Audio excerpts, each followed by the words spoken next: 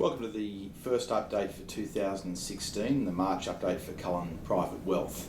What I wanted to start with this month is just a bit of an update on where markets are at, what's been going on. It's been a fairly tumultuous start to the year for markets. Almost from the first trading day in January, we saw quite a substantial sell-off in global markets, and that was a much faster pace, but a continuation of what we've seen in a market basically being in bear territory or heading into bear territory since April of 2015. That accelerated throughout January and February, and it's really only been in the last few weeks that we've seen that start to change direction. Now, whether that's a long-term trend, I don't know, but I certainly think markets are fairly attractive at these levels. The Australian market sold off, a fairly broad-based sell-off, particularly in the financial companies and also the resources companies. As I say, I think it's overdone when you look at interest rates being very low and likely to stay low or even go lower in Australia. Yields and dividends seeming to be fairly being able to be substantiated and kept at these levels for a period of time, and hopefully increasing over time. I think it looks pretty attractive for companies that are paying dividends of 6-7% plus franking credits when you're only getting a bank yield of about 2%. In the US, signs are pretty good. They're growing a little bit slower than average growth over the long term, but the growth has still been at consistent and good rates. All the numbers coming through seem to indicate that employment's picking up and the growth is quite sustainable. So the US, which is the most important economy in the world, is looking pretty good. There's been a lot of talk about China for a long time. China was always going to slow. As you get bigger and bigger, you simply cannot grow at the same numbers that you can grow when the economy is much smaller. So that was quite expected. The economy is changing. It's going to be more of a services economy. There's not going to be quite as many exports going forward. So there's always going to be that transitional period for China, and we're seeing that taking place. It's not something that we should be worried about. It's something that should be expected.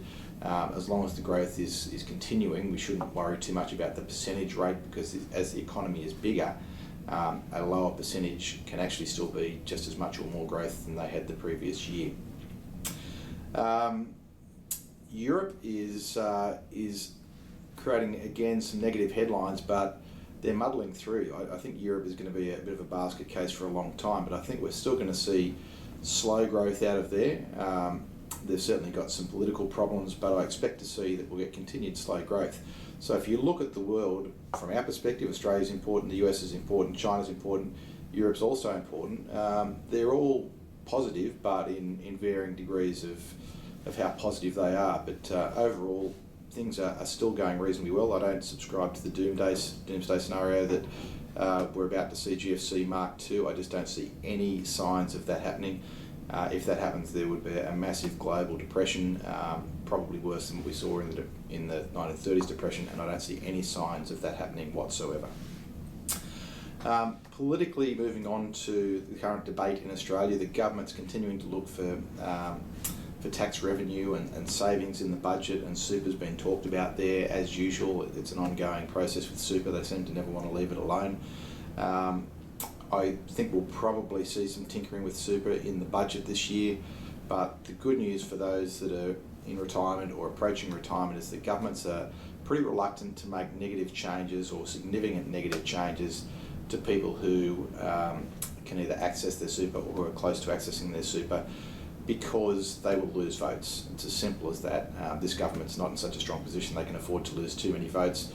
So I don't think you'll see any significant changes that are going to affect anyone's current entitlements. They might make some changes to future contributions. If they do, we'll be able to have a look at that and deal with that after budget night. But at the moment, I don't think there's anything particularly to be worried about with current superannuation savings. So that's really about it for the markets. On a business note here, as I've explained, we've got the Concord Business Centre, where I've got John Cosmos, our accounting partner here. We're adding services all the time. We've now got a general insurance broker who can help with looking at insurances, getting the best deal, finding the right coverage and making sure the coverage is appropriate for what you need. They particularly specialise in small to medium businesses, so that's a great new addition to the services we offer, and if you're interested in that, please let me know. That's about all for this update. Look forward to being in touch in the future.